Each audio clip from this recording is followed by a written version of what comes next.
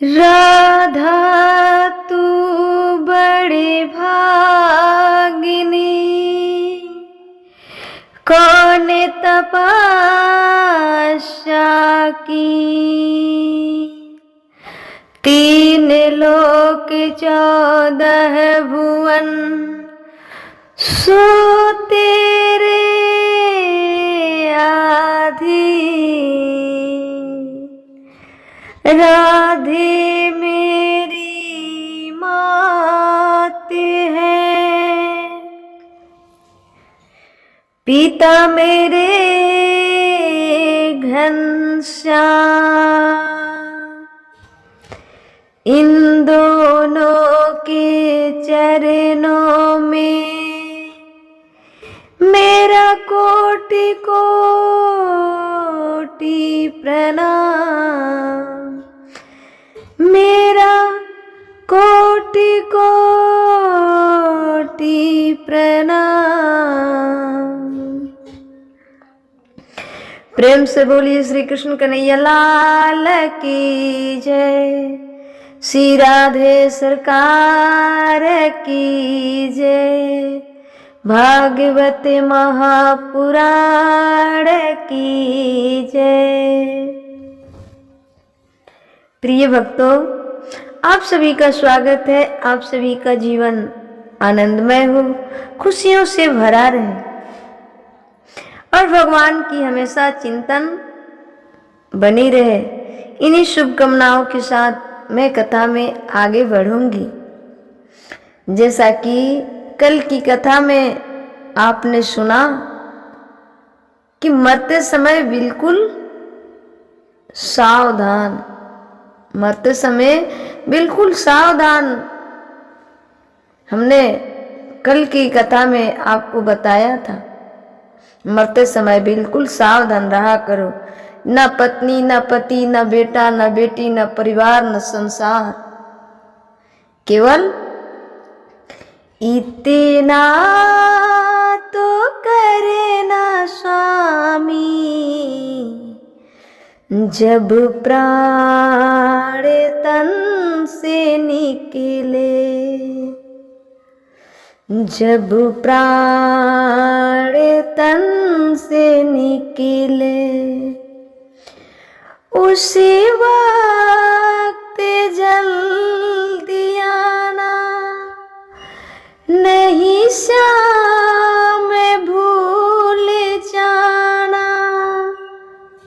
मुरली मधुर बजाना, जब प्राण तन से निकले। जब प्राण तन से निकले। तो भगवान का चिंतन करते करते मरोगे। अजामिल ने मरते समय क्या बोल दिया? नारायण। अजामिल ने मरते समय क्या बोल दिया? नारायण। उसी प्रकार जैसे अजामिल ने मरते समय नारायण का नाम बोल दिया तो भवसागर पार लग गया। भवसागर पार लग गया कि नहीं? केवल नाम बोलने पर, एक नाम नारायण, बस इतना कह दिया, बस इतना सा कह दिया, लो भैया भवसागर पार लग गया। उसी प्रकार आप भी मरते समय केवल भगवान का स्मरण करो, भगवान का नाम जपो। ये दुनिया वाले ना बड़े फंसाने वाले लोग हैं। ये दुनिया वाले बड़े फंसाने वाले लोग हैं। ये कहते हैं हमें पहचानो, हमें पहचानो। जब आदमी मरने लगता है ना, तब रिश्तेदार आते हैं। जब आदमी मरने लगता है ना, तब रिश्तेदार आते हैं। बेटी आती है, बेटा आते हैं, हमें पहचानो, दादाजी हमें पहचानो, पिताजी हमें पहचानो, हमें पहचानो, हिला हिला के। ना जी, ये गलत है, ये गलत है। उस समय उन्हें स्वतंत्र छोड़ दो और बैठकर भगवान नाम का जप। भगवान नाम का जप सभी किसी को करना चाहिए। भगवान नाम कानों से भीतर जाएगा ना, नाम जपते जपते प्राण निकलेंगे तो भगवान का धाम प्राप्त होगा। और ये संसार में उलझे रहोगे तो बड़ा नुकसान हो जाएगा। इसलिए मरने के समय बड़ी सावधानी रखने की जरूरत है। आप लोग सावधान है ना कि नहीं? सावधानी बरतिएगा। आप लोगों ने अपने मरने की कोई तैयारी की कि नहीं? तैयारी रखनी ही चाहिए। कुछ तैयारी मैं करा दूं, सुनो। हमारी माताएं, हमारी बहनें, हमारे पिता स्वरूप पुरुषजन, जैसे आपने बटुए में लिपस्टिक इत्यादि वगैरह लेकर चलती हैं, उसी प्रकार आप लोग एक जरा सी छोटी सी शीशी में गंगाजल लेकर चला करो और जरा 2-4 तुलसी के पत्ते। और वो तुलसी के पत्ते कौन सी? जो भगवान पर चढ़ा हुआ हो। और पुरुष लोग भी अपने पास छोटी शीशियों में गंगाजल और तुलसी की पत्ते, तुलसी वो भी जो भगवान को चढ़ी हो। शालिग्राम पर, लड्डू गोपाल जी पर जो चढ़ा देते हैं ना, फिर वो तुलसी प्रसाद हो जाती है। तो तुलसी रोज प्रसाद में ग्रहण करना चाहिए। और जरा 2 बूंद गंगाजल रोज पीनी चाहिए। लेकर चलो, कहीं लगे कि हाँ अब जाने वाले हैं या कोई जाने वाला है, तुरंत खोलो, तुरंत खोल के 2 बूंद गंगाजल पी लो, तुलसी पत्ता मुंह में डाल दो और भगवान का नाम स्मरण करो। मेरे मुख में तुलसी दल हो, मेरे मुख में तुलसी दल हो, मेरे मुख में गंगा जल हो। कब? जब प्राण तन से निकले, जब प्राण तन से निकले, मेरे मुख में तुलसी दल हो, मेरे मुख में गंगा जल हो। जब प्राण तन से निकले, जब प्राण तन से निकले, श्री गंगा जी का तट हो, मेरे मुख में तुलसी दल हो, मेरा मेरा निकट हो। जब प्राण तन से निकले, जब प्राण तन से निकले। तो भगवान का चिंतन करते करते ये शरीर पूरी हो जाए तो वो जीवन, वो मनुष्य का शरीर पाना सार्थक हो जाएगा। नाम लेने का अभ्यास अभी से करो, अभी काम करते रहो, झाड़ू पोछा बर्तन काम, नाम गाड़ी चलाओ, खेती करो, आओ जाओ, खाओ पियो, दुकान पर बैठो, कुछ भी करो, अंदर चलने दो श्रीमन नारायण श्रीमन नारायण श्रीमन नारायण। या श्री कृष्ण चाहे राधे कृष्ण चाहे सीताराम, जो आपको अच्छा लगे, अंदर अंदर स्मरण होती रहे, चलती रहे। अजामिल ने क्या जपा था? नारायण। नारद जी क्या जपते हैं? नारायण। वही मूल मंत्र दे रही हूं मैं आपको, श्रीमन नारायण श्रीमन नारायण श्रीमन नारायण। यही नारायण हमारे कृष्ण बनकर आए द्वापर में, और यही श्रीमन नारायण राम बनकर आए त्रेता युग में। तो राम और कृष्ण जो है वही नारायण है। राम और कृष्ण जो है वही नारायण है। तो चाहे राम कह दो या नारायण कह दो, कृष्ण कह दो, एक ही बात है। इसलिए इसमें भेदभाव कभी ना। अब आप कहें कि राम राम कहें हम कि कृष्ण कृष्ण कहें, तो कुछ भी कहो, मूल में नारायण है, मूल में नारायण है। इसलिए नारायण हम आपको लेकर चल रहे हैं।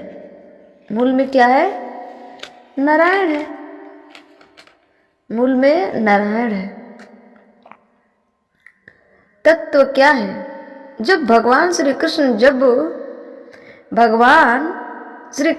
भगवान का जन्म नहीं हुआ था, तब वो भगवान श्री कृष्ण क्या थे? नारायण थे। वो क्या थे? नारायण ही थे। नारायण ही कृष्ण बनकर आए। जब वो राम नहीं बने, त्रेता युग में राम बनकर नहीं आए, तब वो राम, इनके पहले क्या थे? मूल में तो नारायण है। तो इसलिए श्रीमन नारायण, श्री मतलब लक्ष्मी के सहित नारायण, श्री मतलब लक्ष्मी के सहित नारायण। हमारे यहाँ जुगल उपासना है दोनों की, अकेले की नहीं। सीताराम मतलब सीता के सहित राम, राधे श्याम मतलब राधे सहित श्याम। तो श्रीमन नारायण मतलब लक्ष्मी के सहित नारायण। इसलिए मूल्य तत्व नारायण है। इसलिए मूल्य तत्व नारायण है। तो श्रीमन नारायण, श्रीमन नारायण, श्रीमन नारायण। अजामिल ने नारायण नाम लिया, अजामिल ने नारायण लिया ना नाम। भाई मरते समय तो राम राम बोलो या कृष्ण कृष्ण बोलो या नारायण नारायण बोलो, एक ही बात है। पर मैं यहाँ एक नाम आपको बोल के बताऊं, श्रीमन नारायण। तो आपको नाम का आश्रय लेना पड़ेगा, आपको नाम का आश्रय लेना पड़ेगा। काम करते रहो और हृदय में श्रीमन नारायण या श्री सीताराम या राधे श्याम या श्री राधे राधे, या आपको नारायण अच्छा लगे तो नारायण। भाई जो आपको अच्छा लगे उस नाम का चिंतन कर सकते हैं। पुरुष जन, भाई जन, आप लोग भी गाड़ी वाड़ी चलाते रहे, काम करते रहे, काम करो, बोलते रहा करो श्रीमन नारायण, श्री कृष्ण, श्री राधे राधे, श्री सीताराम। और जहाँ भी बैठा करो, अपने दोस्त, अपने मित्र लोगों के संग वहाँ भगवान की चर्चा किया करो। व्यर्थ की बकवास करने से क्या होता है? व्यर्थ की बकवास करने से क्या होता है? सच्ची बताओ, बकवास करने से मन और अशांत हो जाता है। व्यर्थ की बकवास करने से मन और अशांत हो जाता है। कथा सुनने में मन शांत हो रहा है, कथा सुनने से मन शांत होता है। और अभी आप लोग जब कथा सुनते हैं तो मन शांत हो जाता है। मन क्या हो जाता है? शांत हो जाता है। लेकिन जब तक आप कथा सुनते हैं तब तक मन शांत रहता है। जब कथा समाप्त होती है, पड़ोसन की संग पंचायत करना शुरू हो जाती है, पुरुषन के संग, आपके मन बिल्कुल जितना शांत था कथा सुनकर उससे ज्यादा शांत हो जाएगा। उससे ज़्यादा आसान तो हो जाता है। तो कथा मन को शांति करती है, भगवान की कथा मन को शांति करती है। एक बात बताएं, शुगर की बीमारी है तो आपको मीठा चीज बरतना पड़ेगा, दवाइयाँ तो लेना है, पर शक्कर, रसगुल्ले, हलवा इत्यादि से परहेज करना है। डॉक्टर कहता है ना कि अब मीठा चाय ना पीना। आपको जब बराबर चाय पी रहे हैं, बराबर रसगुल्ले खा रहे हैं और इंजेक्शन भी ले रहे हैं, बराबर ले रहे हैं, क्या इसमें शुगर कम होगी?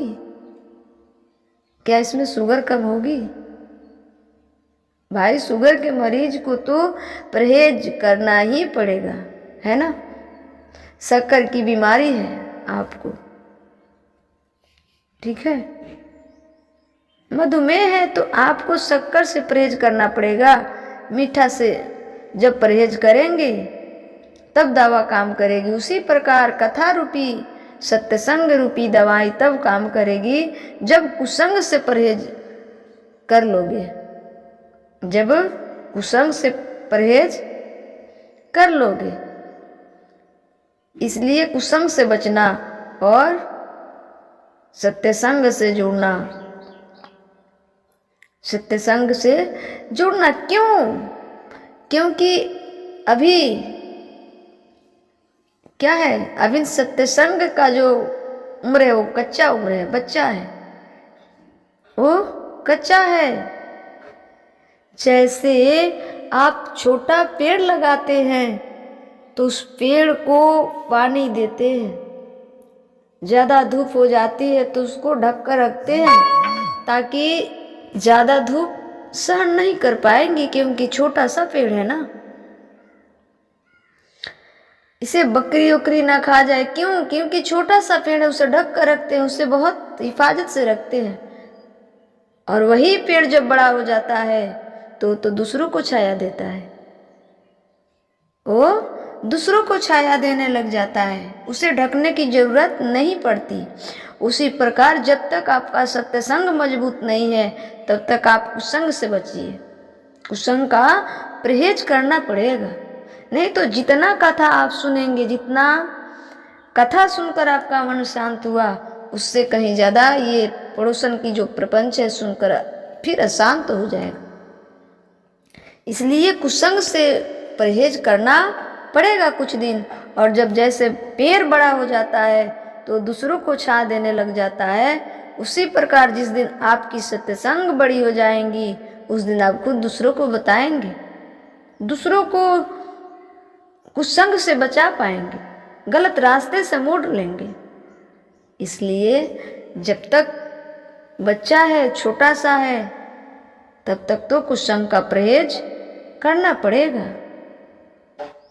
कुसंग का परहेज करना पड़ेगा। जैसे शुगर के पेशेंट को चीनी मीठा का परहेज करना पड़ता है तब दवा सेट करती है, उसी प्रकार जब हम पहली बार सत्संग में जाते हैं तो उस समय बच्चे होते हैं, हमारा सत्संग, हमारा सत्य बच्चा होता है, तो उसको बढ़ाने के लिए हमें कुसंग का परहेज करना पड़ेगा। जब कुसंग से परहेज कर लोगे,